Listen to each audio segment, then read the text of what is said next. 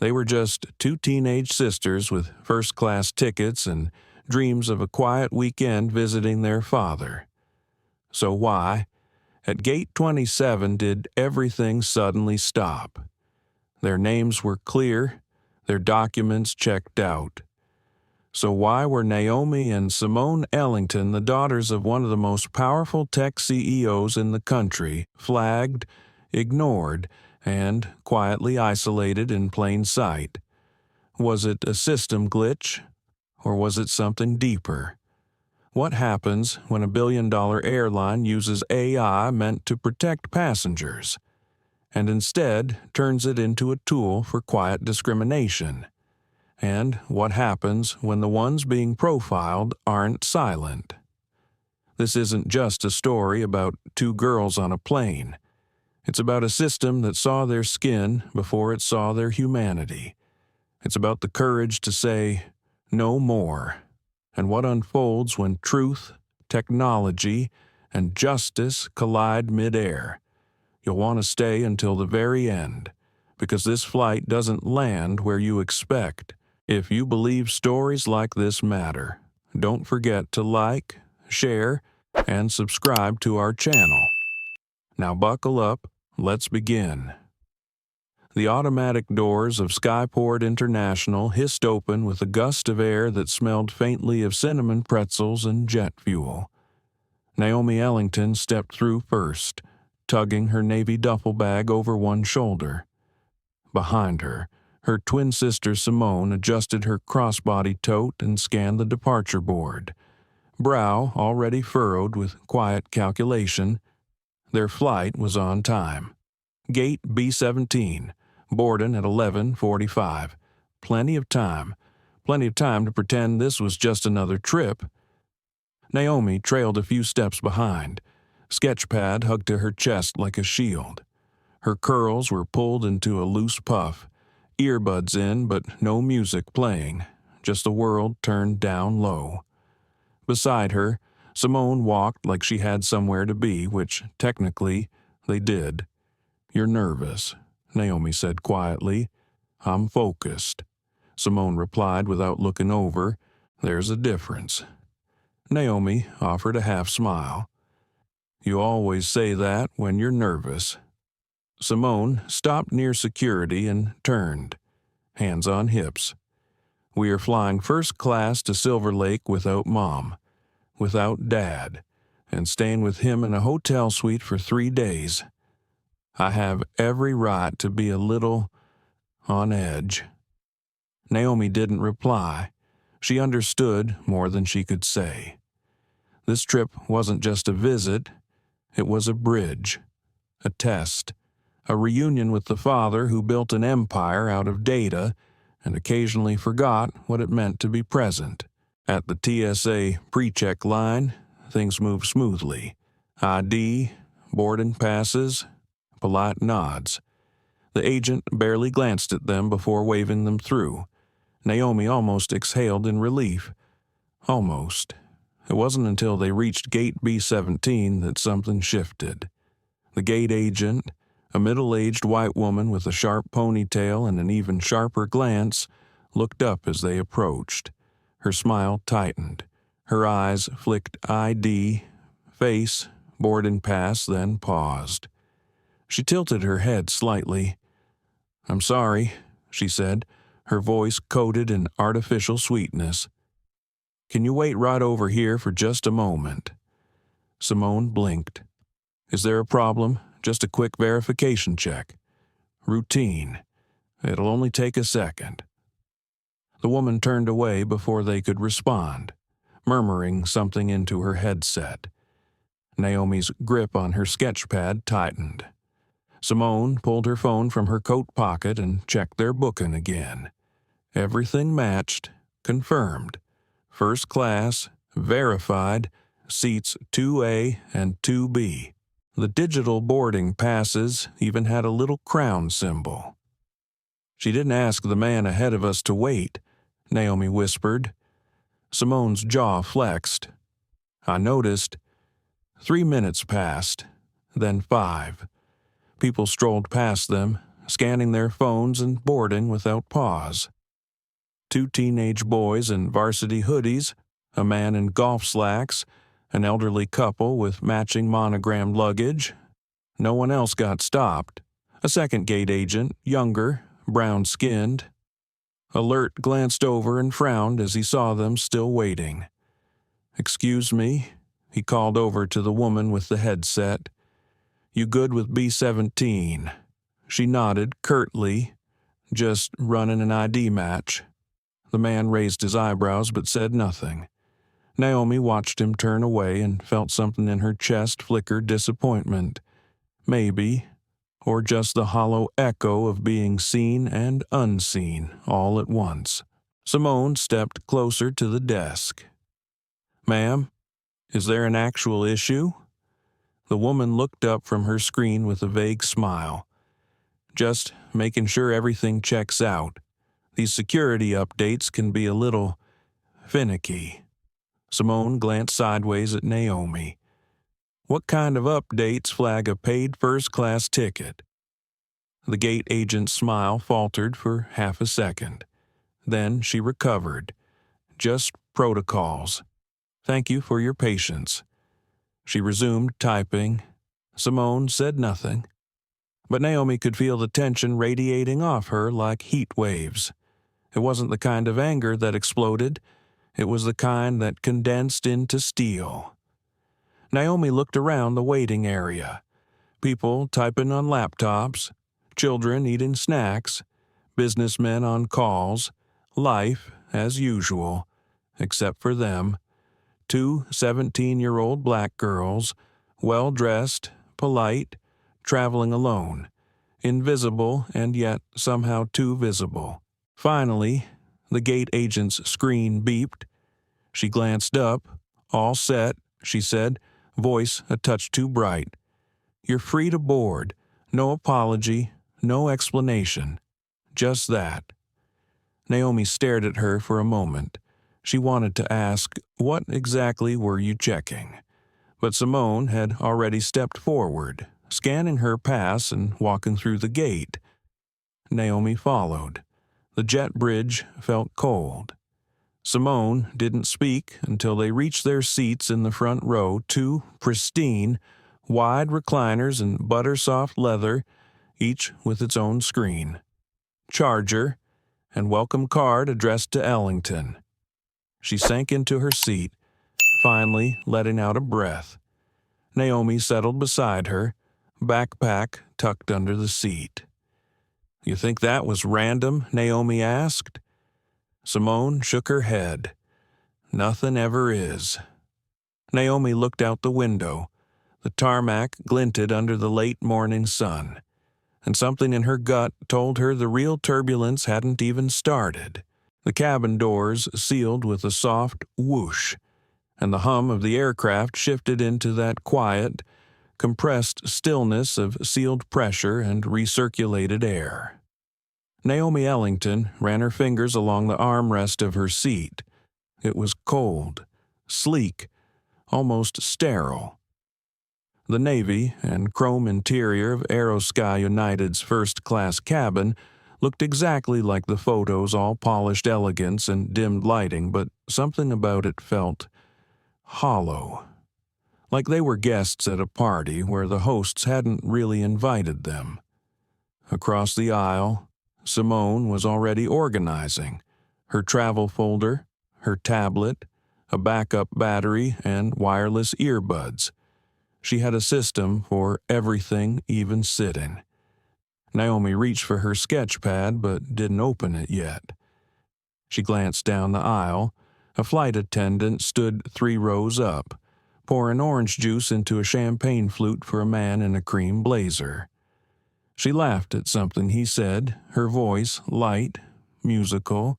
The attendant, tall, blonde, pristine, wore a name tag that read Dana Whitmore. She turned, tray still in hand, and walked down the aisle toward Naomi and Simone. Naomi straightened instinctively. Dana walked right past them. No nod, no eye contact, no offer. Naomi blinked. Simone noticed too. She'll come back," Simone said quietly, trying, maybe even hoping to believe it. But she didn't. 10 minutes passed, then 15. The other passengers in first class had drinks. Some had small napkins balanced delicately on their laps. Others were already flipping through glossy menus or adjusting their seats with the touch of a button. Naomi and Simone. Nothing. Still waiting, still invisible. Simone reached for the call button. Naomi touched her hand. "Maybe don't. Not yet," she murmured. "Let's see what happens." Simone hesitated, then pulled her hand back. "Okay, let's give her the benefit of the doubt." Naomi leaned her head against the window. Outside, the ground crew was pulling back the bridge. A suitcase tumbled off a cart and was retrieved with disinterested efficiency. The plane vibrated softly as the engines kicked in. Naomi finally opened her sketchpad blank page, graphite pencil in hand, and started drawing. A quick gesture sketch of a cloud, then another. But her lines were tighter than usual, hands stiffer, because her throat was dry, and the feeling growing in her chest wasn't just thirst. It was something slower, heavier, like a warning that came without a siren. 15 minutes after takeoff, the fasten seatbelt sign blinked off with a soft chime. Dana Whitmore reappeared with a cart. She moved slowly, methodically, stopping at each row with a smile and a bottle. Pour, napkin, nod, 2 rows up, 1 row up, skip. Simone sat forward, eyes alert. Naomi didn't say anything. Dana kept moving. "She skipped us again," Naomi whispered. "I know. Are we going to pretend this is normal?" Simone said, "We're going to wait 5 more minutes. Then I'm pressing that button." Naomi nodded, but her heart was beating faster now. Not because she was scared, because she was used to this, because somewhere deep down she had expected it, and she hated that. Time passed. Dana returned again. She stopped at row 3, a white woman in pearls and her husband, who wore loafers without socks. Another refill Dana offered, voice honey smooth. The woman laughed. "You're a mind reader." Naomi heard the clink of glass. Simone's hand hovered over the call button. Click. A small overhead light blinked on, and they waited. Nothing. Naomi's stomach turned. Finally, a different voice came. "Hi there." A second attendant, Latina, early 20s, curls pulled into a tight bun, appeared at their row. Her name tag read Talia Cruz. She looked startled. "Sorry for the delay." "What can I get you?" Simone replied, even-toned. "We haven't received drinks, menus, or service since boarding." Talia blinked. "Wait, seriously, that's not right. I'm so sorry." Simone offered a tight smile. "Is there a problem with our reservation?" Talia's eyes flicked down the aisle toward Dana, then back. "I don't think so. Let me check with the front and get back to you." And she was gone. Naomi slumped back in her seat. Simone tapped her fingers once against her tablet, then again. She was doing the thing she always did when she was fighting the urge to say more than was safe. Naomi whispered, "You okay?" "I'm compartmentalizing." They both went silent. The plane hit a patch of light turbulence. The cabin dimmed to soft gold. Naomi stared out the window. Somewhere below was a world she understood: gravity, sidewalks, expectations. Up here, there were no sidewalks, no ground, no guarantees. And it was becoming painfully clear that even 30,000 feet in the air, the rules weren't equal. Naomi whispered, almost to herself. "It's not the air that feels different. It's the way they breathe around us." Simone didn't reply, but Naomi didn't need her to. They were used to silence, just not the kind that came with a smile and a tray of drinks for everyone else. Simone Ellington stared at the call button overhead like it had failed a test. She tapped it again, just in case. Another chime, another silence. Across the aisle, Naomi had stopped sketching. Her pencil rested against the page, unmoving. Right above a half-finished drawing of the first officer, the one they'd seen during boarding. His name, stitched above his breast pocket, Malik Jennings. He had smiled at her. She remembered. Kind, brief, but real. Not like Dana's smile, not like the way Dana still hadn't made eye contact. Simone leaned closer, her voice low and flat. "It's not a mistake." Naomi swallowed. "I know." Simone pulled out her tablet and opened a new file. Titled it Timeline. She typed 10:42 a.m. arrival at Gate B17, 10:48 a.m. flagged for additional screening. Reason unclear. 11:04 a.m. boarded. 11:32 a.m. no pre-flight beverage service. 11:50 a.m. skipped during initial drink cart pass. 12:07 p.m. no menus received. 12:19 p.m. call light pressed. No response. Naomi watched her sister work with mechanical precision. "You're doing the thing," Naomi murmured. "What thing?" "The fortress building thing." Simone didn't stop typing. "I'd rather build a fortress than wait to be torn down." Naomi looked back at her sketch pad, then turned the page. Blank. Even drawing felt performative now, like they had to prove they belonged in this cabin, like they couldn't just be. A rustle from the aisle. Talia, the younger flight attendant with the kind eyes, reappeared, this time holding 2 meal trays. Her smile was thinner now. "Sorry again for the delay," she said, setting them down gently. "They just finalized your verification check." Simone's eyebrow lifted. Verification. Talia hesitated. "There was a note on your booking. Something about a mismatch flag in the passenger system. Probably a glitch. A glitch that held us at the gate and kept us from getting water." Naomi asked softly. Talia flushed. "I really am sorry. I just work the cabin. I don't do the checks." Naomi nodded politely. Simone said nothing. As Talia left, Naomi unfolded her napkin. The chicken was dry, the salad wilted, her appetite absent. She pushed the tray aside. The plane hit another light bump somewhere up ahead. A toddler squealed, laughter, plastic toys clinking on a tray table. Simone closed her tablet slowly and stared straight ahead. Her fingers tapped a slow, rhythmic pattern against the armrest the way she did during tests when she was trying not to overthink. "You okay?" Naomi asked. "No." "Want to talk?" "No." So Naomi didn't press.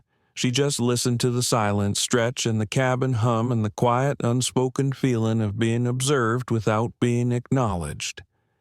Simone reached into her bag, pulled out a small spiral notebook, her logic log.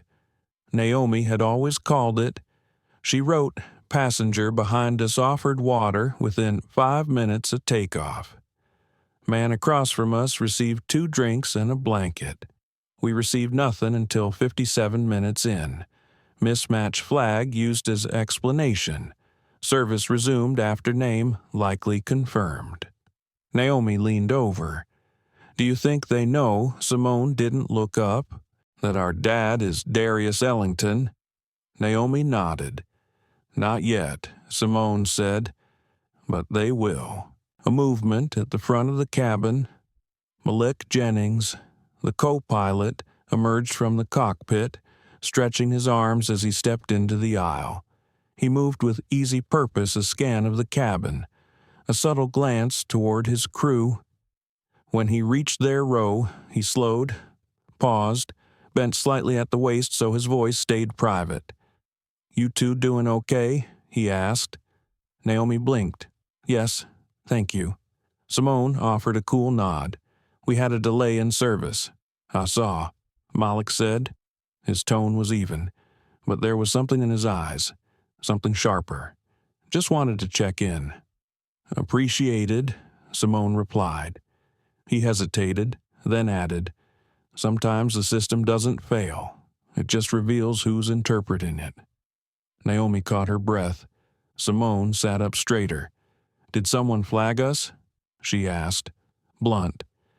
Malik gave a tiny shake of his head. "Not no, but not here." "I'm in training," he said softly, "but I still believe decency matters." Then he nodded once, respectfully, and moved on. Simone turned to Naomi. "Well," Naomi whispered, "so it's not just us. It never was." They sat in silence, not out of shock, but out of recognition. This wasn't new. This was just the first time it had followed them 30,000 feet above the ground. At the back of the cabin, Dana watched them from her jump seat, lips pursed. She tapped something on her tablet and smiled to herself. Simone Ellington had stopped eating. The fork sat untouched on her tray. Instead, she was scanning the cabin, every glance, every movement. Her mind was sorting through puzzle pieces, timing, tone, silence. Meanwhile, Naomi sat still beside her, sketchbook open but forgotten on her lap. Her eyes were fixed on the window. Below them, clouds stretched like torn silk, peaceful, detached. But inside, everything was tight. No chaos, just the quiet pressure of knowing you're not welcome where you've already paid to be. She whispered without turning her head, "They're still watching us." Simone didn't ask who. She didn't have to. "They've been watching since the gate," she murmured.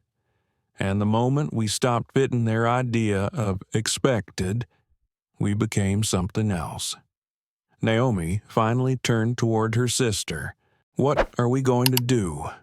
Simone tapped her pen on the logic log and said simply, "We're going to collect." "Collect what proof?" The cabin lights dimmed further. "Night mode." Dana Whitmore walked past their row again, stiff posture. Tray held like a shield. This time, Naomi met her eyes, and for the briefest flicker, Dana's expression changed. Not apologetic, not nervous, defensive. Naomi turned to Simone.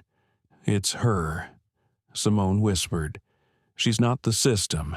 She's just enjoying how it works." The sound of a notification. Naomi glanced at her phone. Still no signal.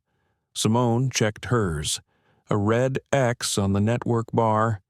"We're too high up," Simone murmured. "No connection yet." They both knew what that meant.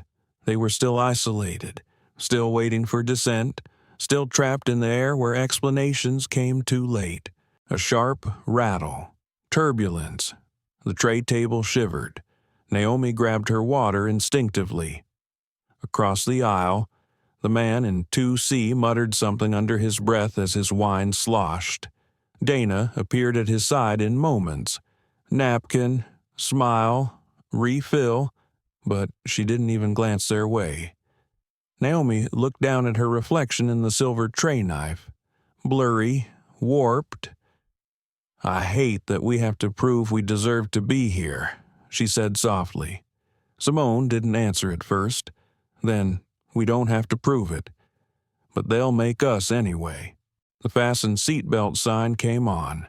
A chime echoed. The captain's voice, smooth, neutral, announced a mild descent and upcoming landing in San Bruno International. Estimated arrival of 4:43 p.m. local time. Naomi breathed out. "We're almost there." Simone nodded. "That's when we act." She reached into her bag and pulled out a folded boarding pass stub, pressed it flat, took photos, Then she snapped a wide shot of their row, time-stamped. Next, the untouched tray table, the drink cart halfway down the aisle. A slow video sweep. Naomi followed suit, whispering the date, time, and flight number into the mic. Across the aisle, Talia Cruz passed by again, a tray of dinner rolls in her hand. She paused. "Can I offer you anything else?" she asked, a bit more gently than before. Simone raised her chin. "You've been kind. Can I ask you something off the record?" Talia blinked. "Sure." Simone spoke low. "When were we verified?" Talia hesitated. Mid-flight. "Was there a mismatch in our information? I don't know. I'm not allowed to check passenger profiles, but you saw the flag." Talia looked around. Her voice dropped. "I saw the delay. I saw how Dana treated you. That's all I'll say."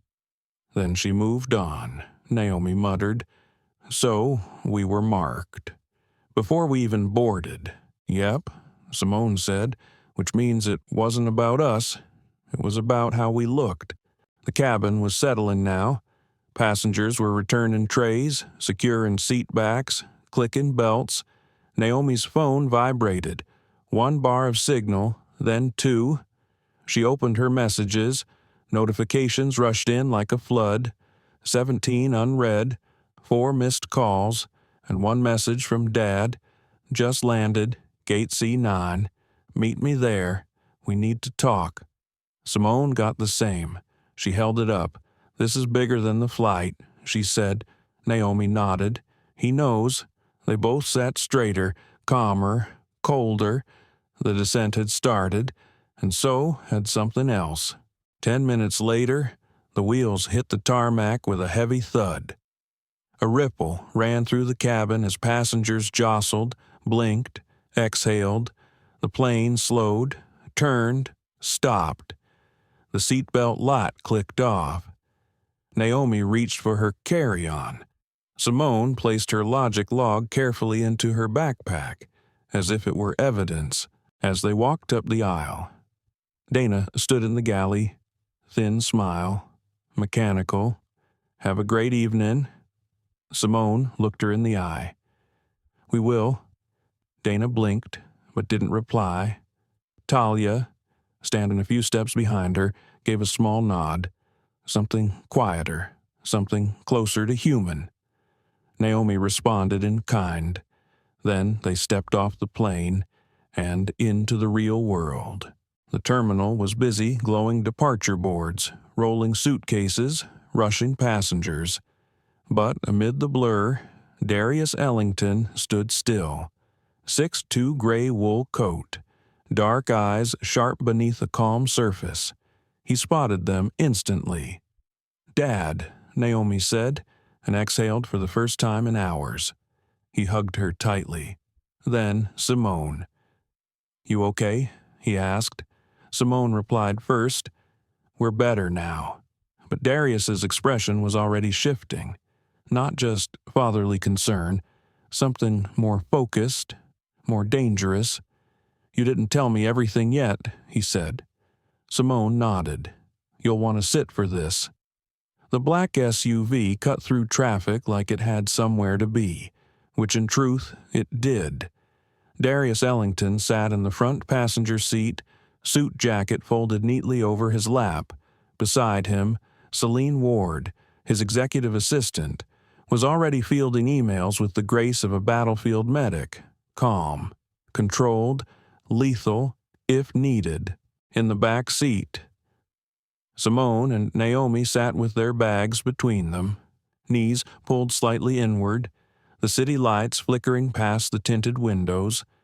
For the first time in hours, the world had quieted, but inside, the pressure was building. Naomi spoke first. "We didn't expect it to get that bad," Simone added. "We tried to document everything, photos, timeline, even a short video." Darius turned slightly in his seat. "I saw the texts, but I want the full story." And so they gave it. Gate B17. The delay. The expression on Dana Whitmore's face when she saw them. The skipped service. The excuse about the verification mismatch. The sudden shift after Naomi mentioned his name. By the time they finished, Celine had already opened a secure file on her tablet titled Flight 4823 Incident Timeline. Darius leaned back and sighed. Not out of disbelief, but out of recognition. I licensed Varian's predictive identity tech to Alta 2 years ago, he said. They promised transparency, promised to run ethical protocols, and now they're using your system to flag people who look like us. Simone finished, her voice sharp but quiet. Naomi added, and when they got caught, they fixed it not by correcting the issue, but by serving us dry chicken and pretending it never happened. Celine turned to them. Did anyone on the flight acknowledge it? Naomi hesitated. The co-pilot did. Malik Jennings. He said he's seen patterns. Simone pulled out her phone and showed Celine the note where she'd written his name. He didn't deny it. Darius narrowed his eyes. I've heard that name before. He's a training pilot, smart, outspoken. That'll be a problem for them. Why, Naomi asked. Because outspoken employees don't stay unnoticed long, and this kind of honesty, it's usually career-ending in aviation. The SUV pulled up to the Summit Regent Hotel, all gleaming glass. Chrome handles, and staff who greeted Darius like he was royalty. Inside the penthouse, Celine took the lead. Naomi and Simone set their backpacks down as Celine handed Darius a folder labeled Alta Systems Last 90 Days Preliminary Pull. This came in while you were in the air, she said. Nathan ran a soft scrape. Flagging incidents, passenger tears, surname correlation. She flipped the folder open. Preliminary analysis shows non-white passengers in business and first class are 4 times more likely to be flagged for additional verification than white passengers even when TSA pre-check is confirmed. Naomi's voice was barely a whisper. So, it wasn't just us. Celine looked at her. No, sweetheart, you were part of a pattern. Simone stepped closer to the desk. Or maybe part of a design. That stopped Darius cold. He turned toward her. What are you saying I'm saying? What if this isn't a glitch? What if it's the outcome of what the system was trained to see silence? Then Celine nodded. If that's true, and they ignored the false positive data, we're looking at systemic discrimination buried inside automation. Darius clenched his jaw, and they buried it well. That means this doesn't stay private. Naomi pulled out her sketchbook. There's more. She opened to a page she'd filled in during the flight. A portrait of Dana, not caricatured, not cruel, but honest. Behind her, Naomi had shaded in algorithmic lines, grids, layers, digital fences. Simone leaned over. That's what it felt like. A wall, one we didn't even know we were standing behind. Darius looked at the drawing, then at his daughters. Let me ask you both something. They looked up. If this goes public, it won't stop.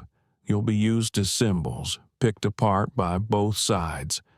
Are you prepared for that? Naomi looked down at her sketchbook. We didn't ask for this, but it found us.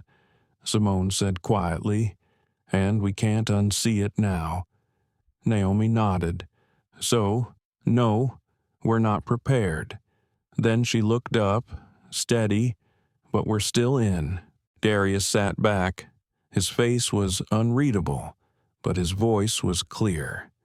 Then we fight it, not just with outrage, with data, with narrative, with truth. Celine tapped on her laptop. I've already flagged 3 tech reporters, 1 professor from Stanford, and 2 ethics watchdogs. Good, Darius said. I want allies, not hype. Naomi hesitated.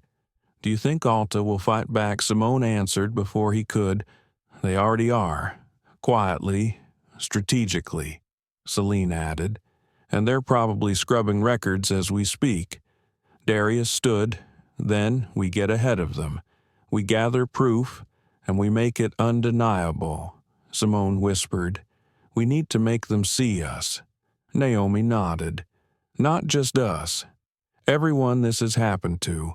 And with that, the plan began to take shape. That night, Naomi sat in the corner of the suite, curled up under a hotel blanket, watching her sketch upload. She'd posted it anonymously, with a simple caption, first class, verified, ignored, until power entered the room. Invisible until seen. Algorithmic bias. It got 12,000 shares in under an hour.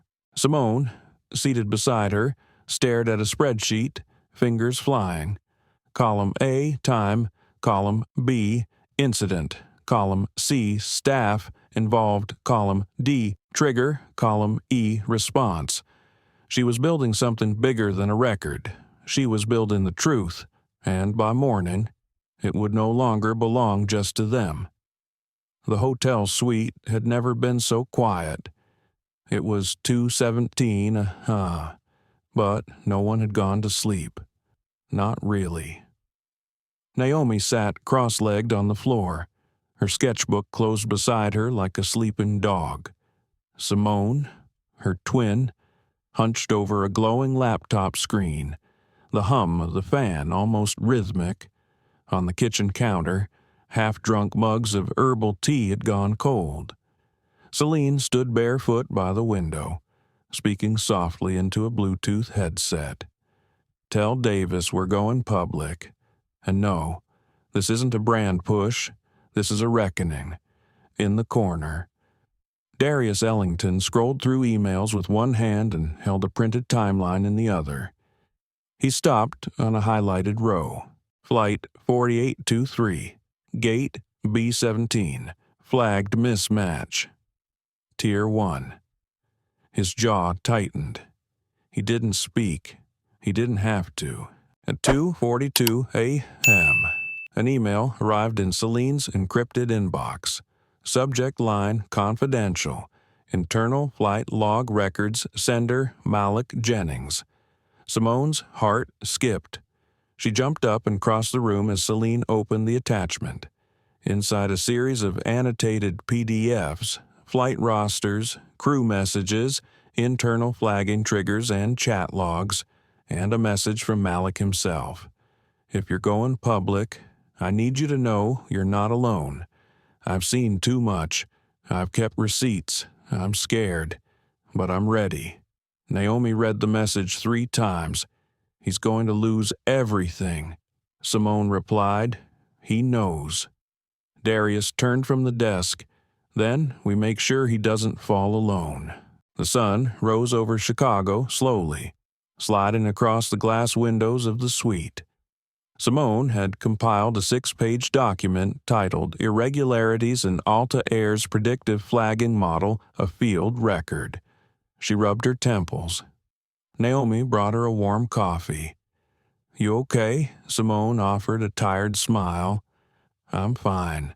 Just trying to wrap my head around how easily they hid all of this. Naomi looked toward the window. They didn't hide it. They normalized it. Later that morning, Celine scheduled 3 calls. 1. A senior editor at TechScope. 2. A civil rights attorney from the Center for Digital Accountability. 3. A professor of AI ethics from Stanford. Each conversation followed the same arc: suspicion, shock, strategy. And at the center of it all were 2 girls who had simply wanted to visit their father. At 10:04 a.m., a journalist from The Atlantic tweeted hearing from reliable sources that a major airline may have embedded racial flagging bias in their boarding systems. Story developing, Stay tuned. Retweets poured in like water breaking a dam. Darius stood from the desk. It's starting. Selene nodded. And it won't stop now. At noon, a different kind of knock came at the suite door. Not room service, not hotel staff. Malek Jennings, still in uniform, eyes shadowed by sleeplessness, shoulders tight. Simone opened the door. He didn't smile, but he nodded. Figured it was time I stopped hiding behind email. They brought him in. He handed over a small black USB drive and a single printed document. This, he said, voice low, is the smoking gun. Darius read the first line of the memo aloud.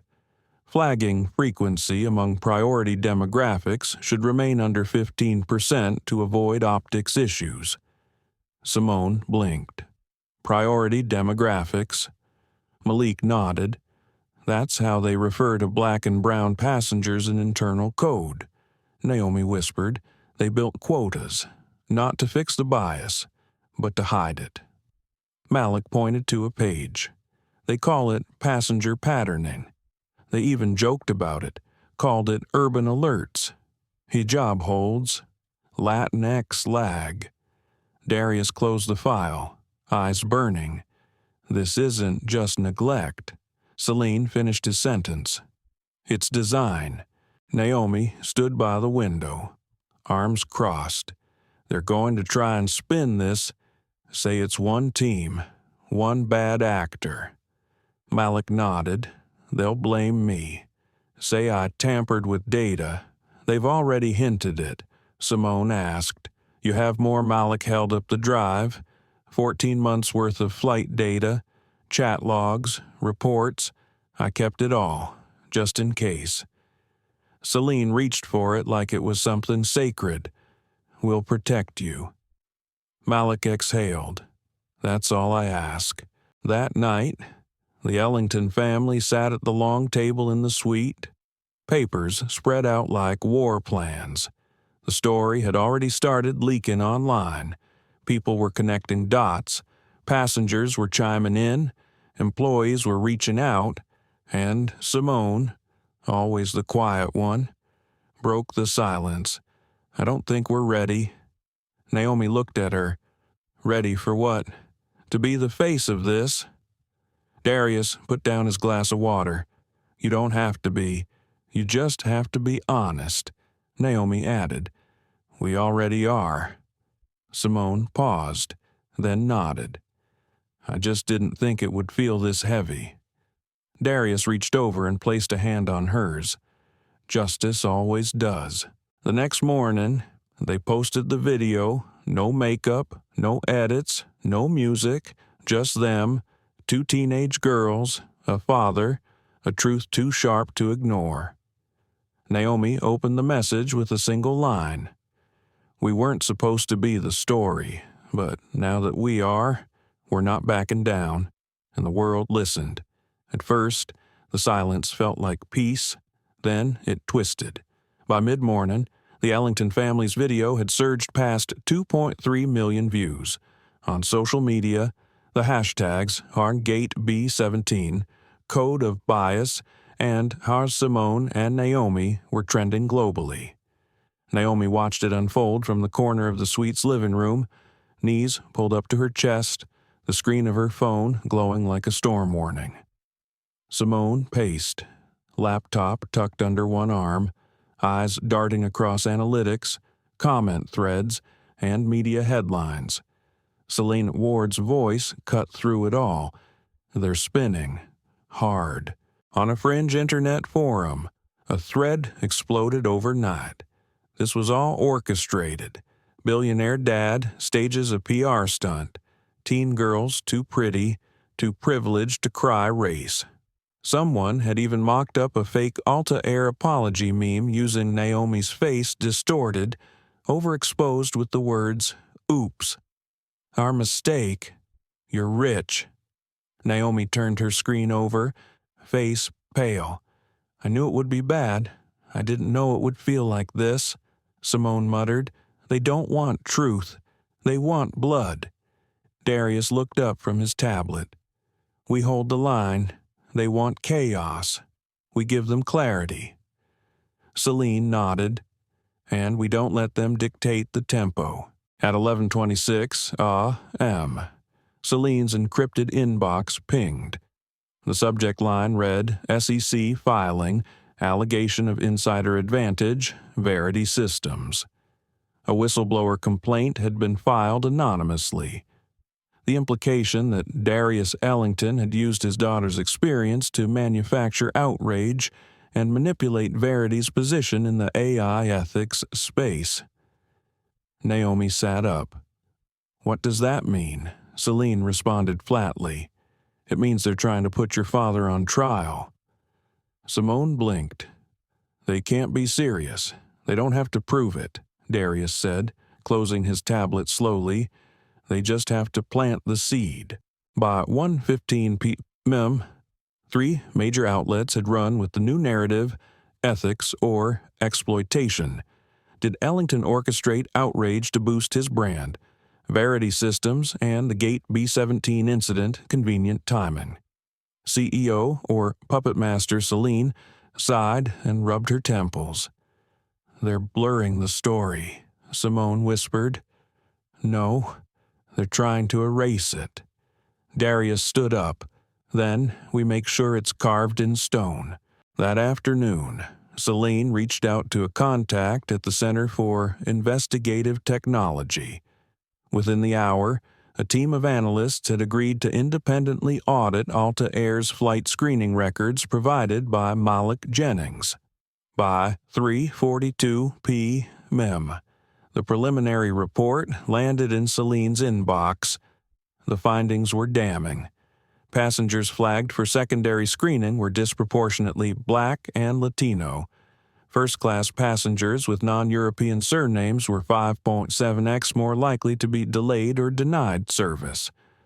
Boarding interference rose sharply when gate agents used the Predict IQ plugin, a feature connected to Alta's own passenger pattern model. Naomi read the final line aloud. The algorithm did not fail. It executed as designed. Silence fell like a curtain. That evening, Simone pulled Darius aside. They sat on the balcony, overlooking the glow of a city pretending to sleep. I keep asking myself one thing, she said softly. What's that? If we hadn't had your name, if we were just 2 black girls on a flight to nowhere, would anyone have believed us? Darius looked at her, and in his silence, she got her answer. Naomi joined them later. Arms crossed, voice shaky, they posted our old-school records online. Someone leaked them. Darius's head turned sharply. Celine stepped outside, already typing. We'll lock down everything. Damage control teams on standby. Naomi's face tightened. This is war, isn't it? Simone nodded. Yeah, and they're not playing fair. Darius looked between his daughters. Then neither are we. We're playing smart. At midnight, the family recorded a second video. No tears, no outrage, just conviction. Simone spoke first, her voice calm but laced with quiet fury. They've called us liars, puppets, opportunists, but we were just trying to visit our dad, and what happened at Gate B17 wasn't a glitch, it was a mirror. Naomi followed, a mirror showing what happens when tech is built without accountability, without empathy, without us in mind. Then Darius. They've turned this into a PR war, but this isn't about brand, it's about justice, and justice, once spoken, can't be unheard. Celine uploaded the video at 12:48 a.m. By dawn, it had reached every major newsroom in the country. And, for the first time, the attacks didn't feel like a storm. They felt like a signal. The other side was scared, because the Ellingtons hadn't broken, they had clarified. It was 7:04 a.m. when the call came through. Celine Ward answered. Voice brisk. Ward. The voice on the other end was clipped. Male. Corporate. This is Richard Keller, legal counsel for Alta Air. We're requesting a direct dialogue with Mr. Ellington. Celine's jaw tightened. And what would this dialogue involve? We'd like to propose a private resolution. Behind her, Darius Ellington looked up from the news ticker running across the muted TV Altair under federal scrutiny for AI flagging practices. Twin girls speak out technology designed to discriminate. Celine didn't blink. We're past private. Keller's voice was ice. Then you've made your position clear. And he hung up. Across the suite, Naomi was curled on the couch, sketchbook open. She wasn't drawing, just flipping pages, then flipping them again. Her hands were shaking. Simone noticed but didn't say anything. Not yet. Instead, she walked to the coffee station and brewed a mug of strong black tea. When she returned, she handed it over without a word. Naomi took it gratefully. Finally, she murmured, "Do you ever wonder if we're in over our heads?" Simone didn't hesitate. "Every hour." Naomi looked up. "Then why do we keep going?" "Because the alternative," Simone whispered, "is silence." Later that morning, Malek Jennings returned. He looked worse than before, eyes bloodshot, skin drawn tight, but he carried a new folder. Someone from inside sent this anonymously. "I think it's real." He laid the document flat on the table. The title read, "Predict IQ Calibration Protocols, Internal Thresholds." But it was what came next that made Simone gasp. Priority suppression mode. In high-visibility situations, first-class tier or VIP alerts override auto-flag triggers to avoid public escalation. Naomi's eyes widened. So they had a setting, to avoid profiling when they thought someone might matter. Darius whispered, "Which means they knew." Celine nodded grimly. "This isn't a bug, it's a lever, pulled when power is present." Around noon, Simone stepped away. She needed air. She walked the quiet hallway of the hotel, past faceless doors and muted carpets, until she reached the stairwell, the one place no one ever followed. She sat on the steps and let herself feel it. The weight, the hate, the disbelief. She thought about that moment on the plane, the silence, the dismissive glance, the cold shoulder from Dana Whitmore. She hadn't screamed. She hadn't argued, but somehow it had still branded her a threat. Simone pressed her palms together, praying quietly under her breath. "I just wanted to visit my dad. That's it." Back in the suite, Naomi was responding to a DM. A teenage girl in Georgia had sent a voice note. "Hi, Naomi. I watched your video. I'm not rich. My dad isn't a CEO, but I've been stopped like that too. At airports, malls, even my school. You made me feel like maybe I'm not crazy, like maybe I matter." Naomi pressed the phone to her chest. That quiet, aching voice rang louder than all the headlines. Celine walked by and paused. Something wrong. Naomi blinked quickly. No, something right. At 4:00 p.m., the DOJ released a public statement.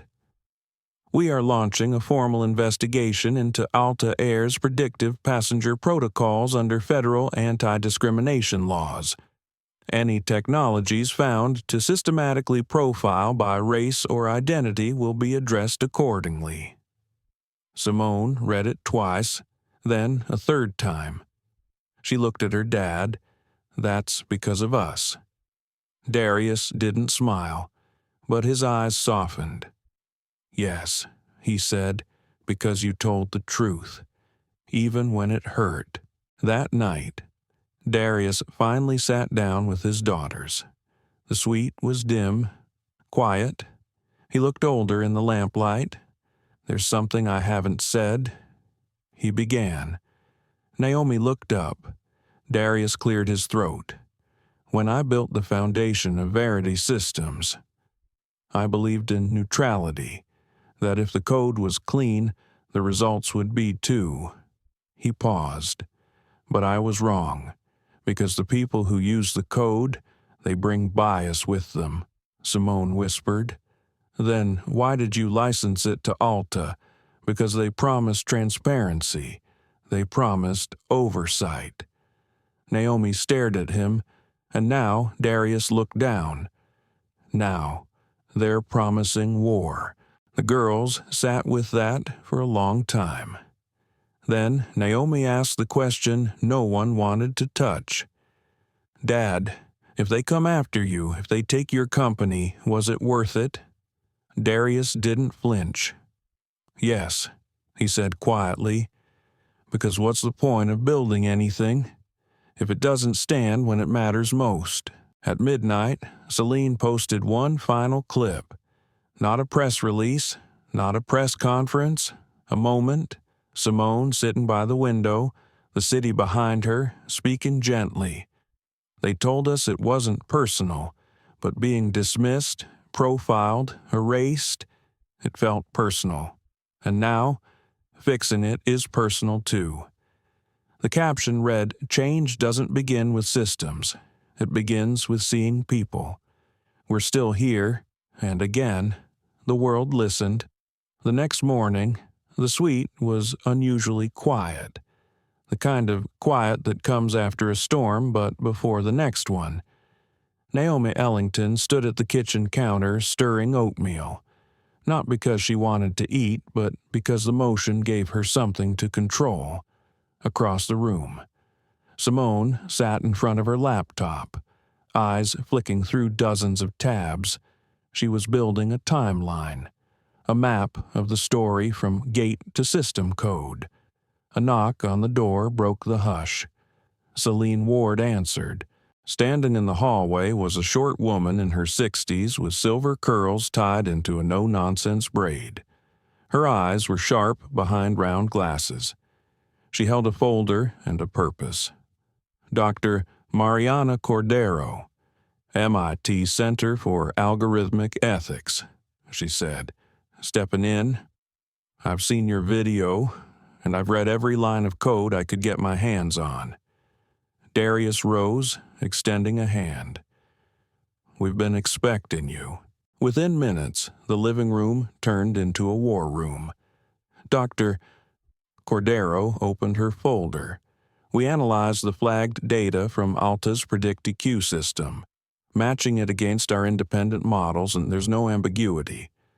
She laid a heat map across the table.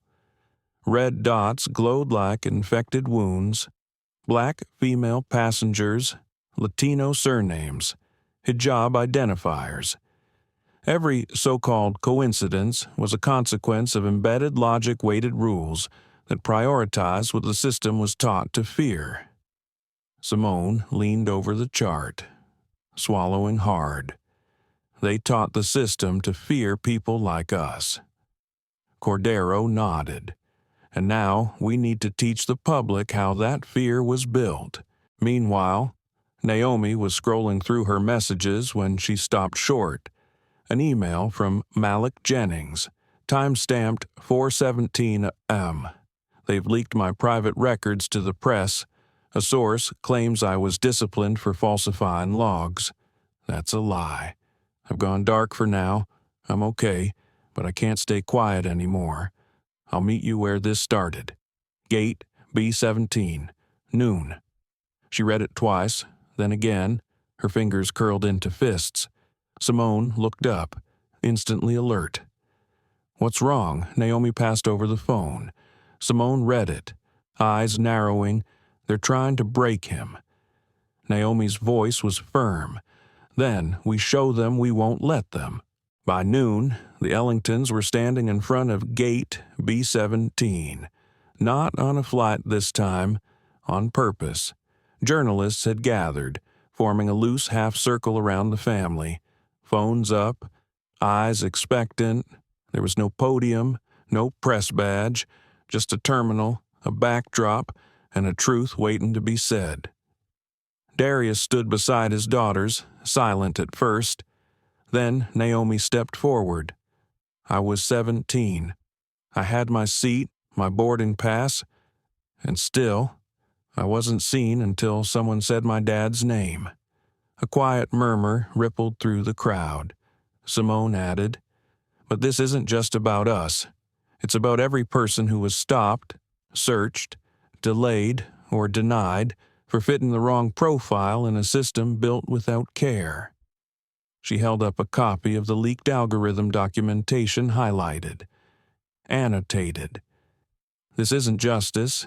It's automation without accountability. Darius stepped up last, and it ends now. As they turned to leave, a figure stepped forward from the edge of the crowd.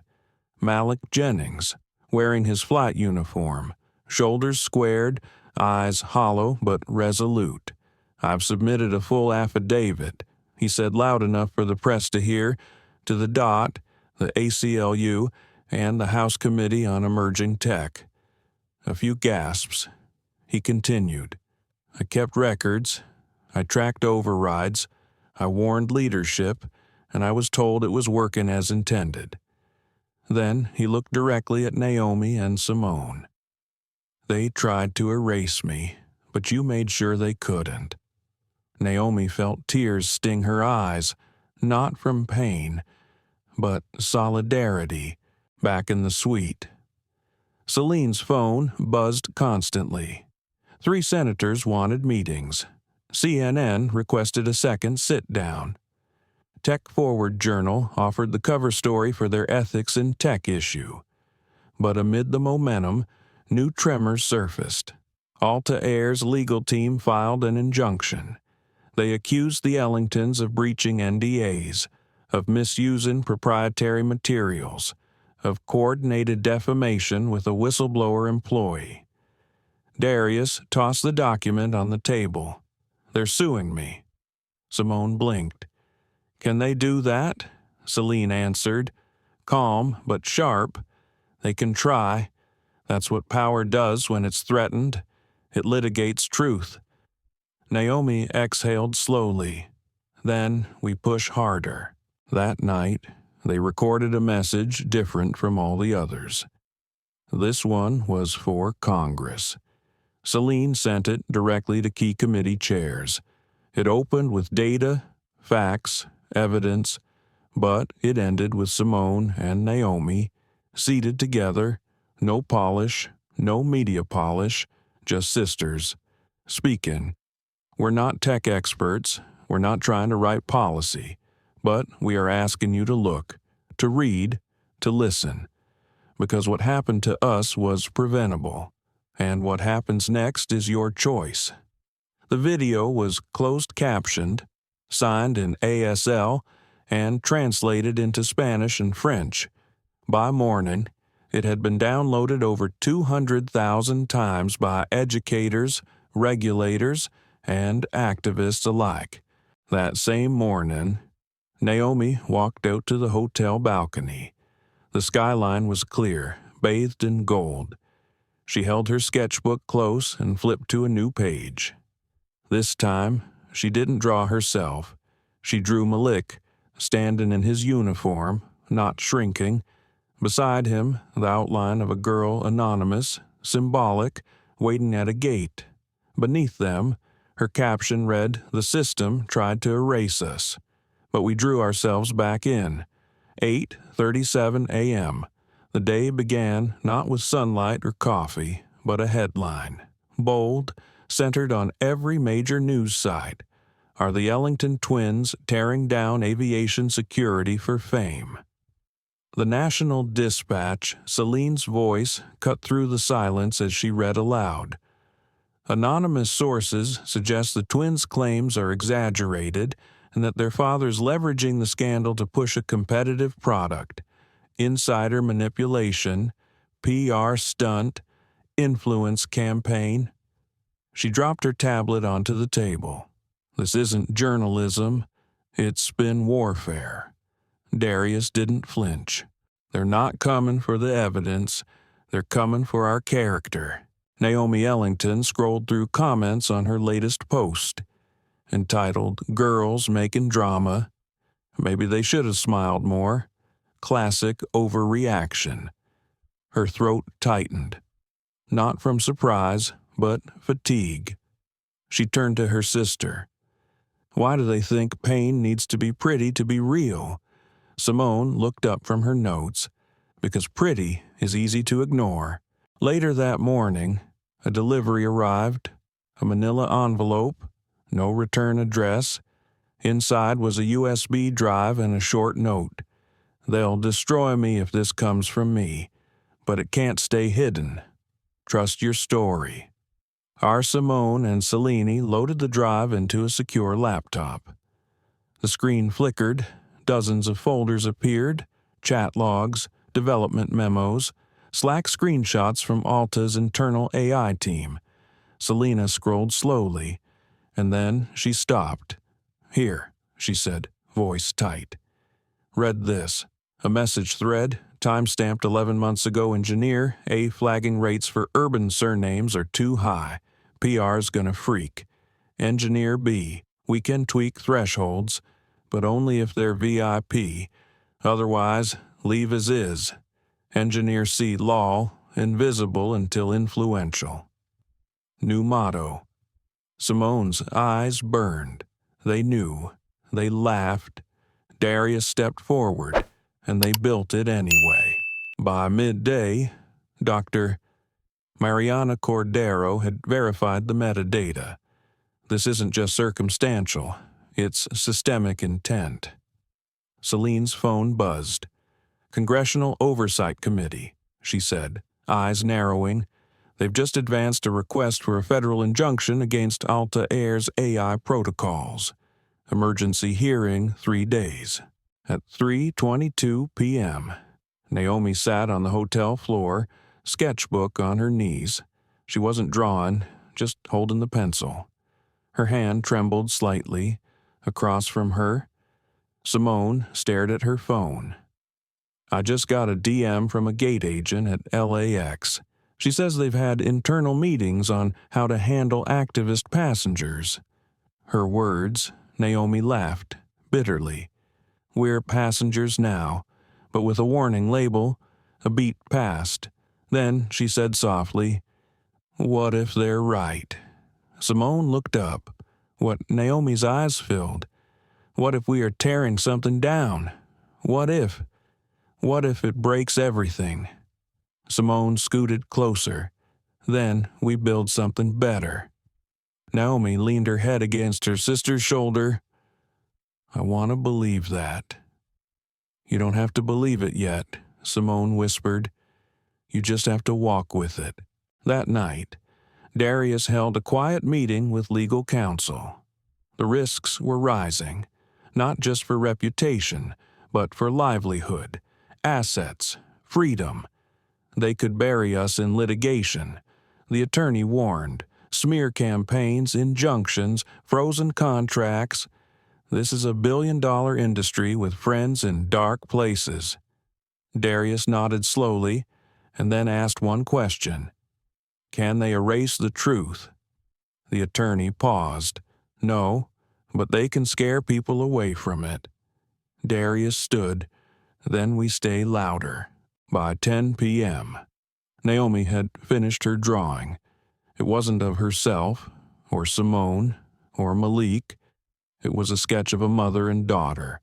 The child was at an airport gate, backpack slipping from her shoulder. A tear clung to her cheek. Behind her, the mother's hand was outstretched, but there was a wall of glass between them. On the glass was etched the phrase, "Your profile has been flagged for further screening." Below the drawing, Naomi wrote, "This is who we're doing this for." Selene uploaded the image to the Ellington's official statement thread with a caption. Profiling doesn't just delay flights. It separates families. It erodes dignity, and it won't fix itself. Within minutes, it was being reshared by public figures, educators, activists, even pilots. The narrative war had a new weapon art that spoke what data couldn't. Across the suite, Simone stood on the balcony alone. She stared out at the Chicago skyline, glass and steel, order and illusion.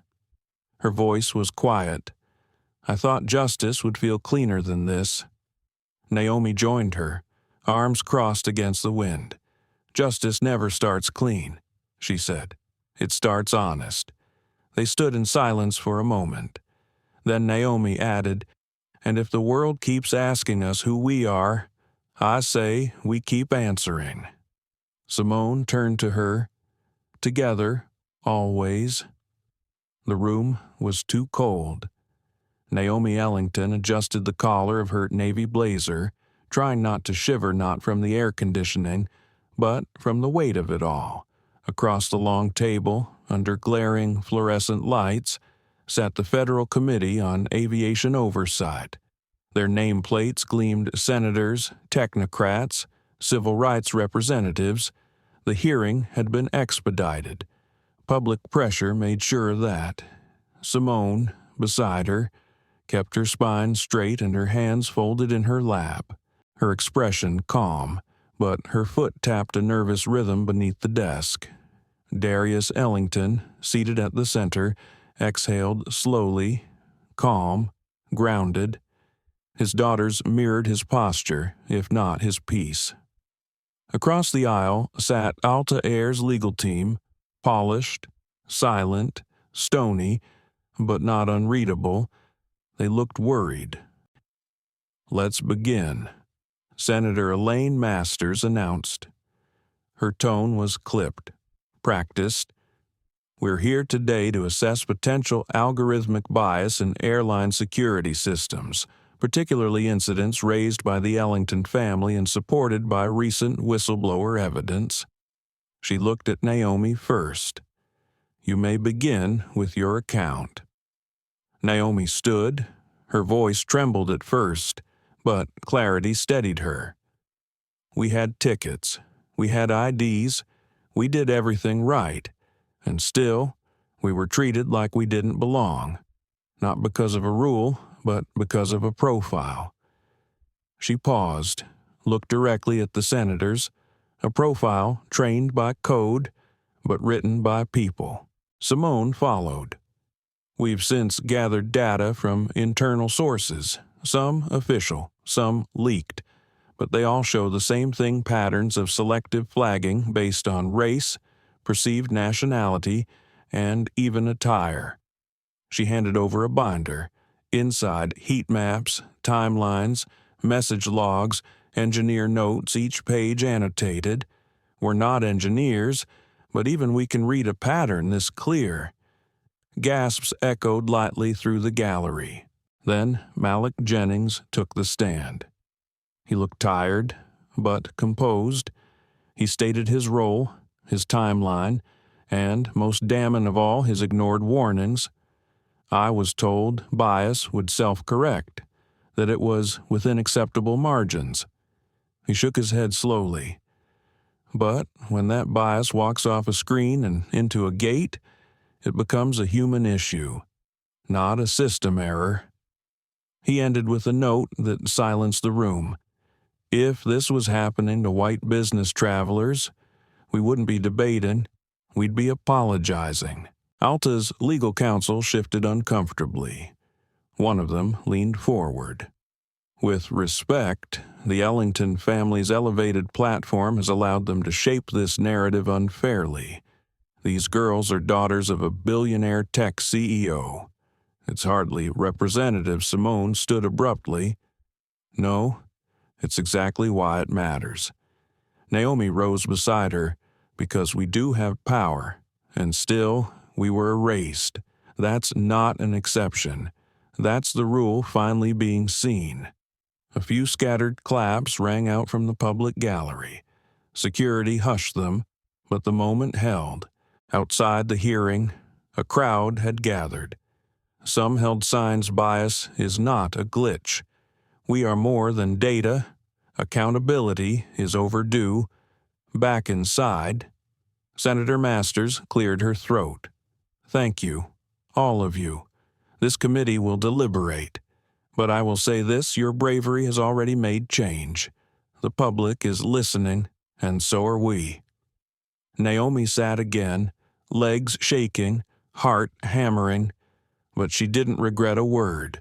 That night, back in the hotel suite, silence returned, but it was a different silence, one made of exhaustion, pride, and the hum of history shifting. Celine closed her laptop. It's done, she said. At least the hearing, but not the story. Darius added, the system is still live. The protocols are still in place. Simone sighed. So we keep pushing, no. Naomi said softly, we keep building. They all looked at her. She walked to the whiteboard and uncapped a marker. She wrote, the Ellington Protocol. What's that? Simone asked. Naomi smiled faintly. A set of standards. For airlines, for AI developers, for everyone who wants to use tech to screen humans, built from the people it's supposed to protect. Darius stood, eyes shining. Then, let's write it. Later that night, Naomi climbed into bed with her sketchbook open. She didn't draw people this time. She drew a gate, not the kind that blocks, but the kind that opens, above it. She wrote in soft pencil, build something that welcomes 2 months later. The glass atrium of the Seattle Innovation Forum buzzed with soft conversation, rustling lanyards, and the hum of anticipation.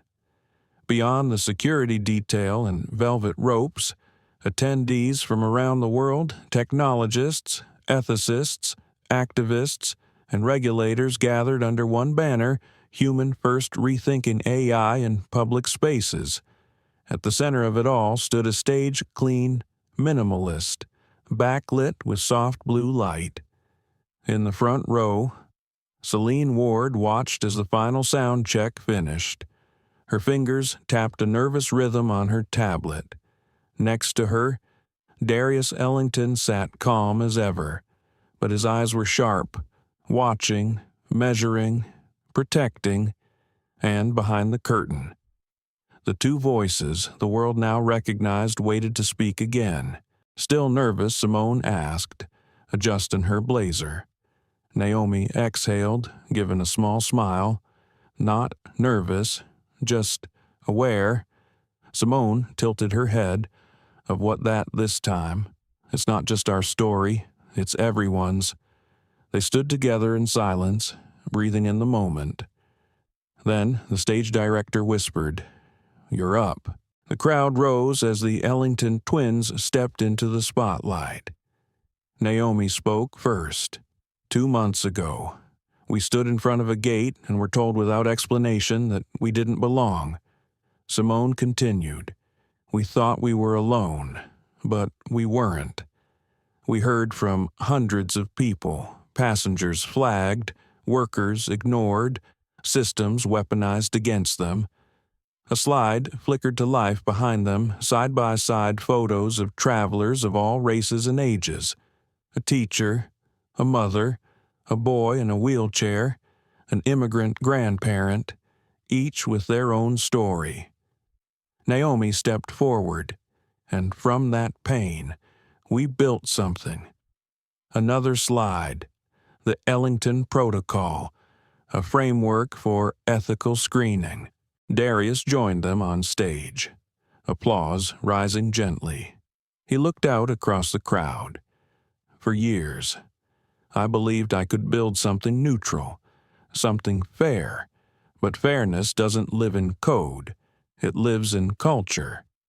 He turned slightly toward his daughters, and when culture fails, it takes people brave enough to call it out and to rebuild it better. The room fell silent. Then Naomi said softly, "The gate is not the problem. It's what the Gate is taught to see that matters. After the talk, reporters swarmed, but the story was no longer about a flight. It was about a framework. Already, 3 major airlines had signed on to review their AI systems using the Ellington Protocol. 2 senators had introduced a bipartisan bill mandating transparency and predictive screening. And one brave whistleblower, Malik Jennings, had been reinstated now serving on the FAA's newly formed Ethics in Aviation Task Force. Later that evening, in a quiet lounge above the city, the Ellington family gathered. The sunset poured gold across the windows. Celine raised a glass of ginger tea. "To your story," she said, "and to the ones who never got to tell theirs." Naomi nodded. "We carry them," Simone added, "and we speak, so no one else has to stay quiet." Back in Boston, Monica Reeves watched the live stream replay on her tablet. She wasn't crying. Not exactly, but there were tears. She turned to her colleague beside her. They were just visiting their dad. The colleague smiled gently, and they came back as a movement. That night, Naomi curled up on the couch in their brownstone, sketchbook balanced on her knees. She drew a gate again, but this one was different. It was open. People flowed through diverse, distinct, and seen. Above it, she wrote, "Welcome, exactly as you are." Simone, reading nearby, looked over. "That one's my favorite." Naomi smiled. "It's not done yet." Simone leaned over and added a tiny figure in the corner, a little girl with curls and a boarding pass too big for her pocket. The sisters grinned. "Now it is," they said together, "and so it ends, where it began, at a gate. Not the kind that bars, but the kind that changes. Because 2 teenage girls didn't back down. Because a father chose truth over silence. Because a whistleblower refused to look away. And because in a world of algorithms, someone remembered that humanity should always be the default setting. What began as a routine flight turned into a reckoning. Naomi and Simone didn't ask to become symbols. They just wanted to visit their father. But when the system turned against them, they stood up not just for themselves, but for everyone who has ever been silenced, profiled, or dismissed without cause. Their story revealed a hard truth. Bias doesn't always scream. Sometimes it whispers through code. And while this family had the platform to speak up, millions don't. That's why stories like this matter. Not to relive the pain, but to demand better. To call out what's broken. To remind the world that dignity isn't earned by power, it's owed by humanity. So, what will you do when you see injustice? Will you scroll past or will you stand up? 2. Let us know your thoughts in the comments. If this story moved you, help us keep telling the ones that need to be heard. Hit like, share it with someone who needs to see it, and subscribe for more powerful, real-life inspired stories every week. Together, let's make sure the next gate opens wide for everyone.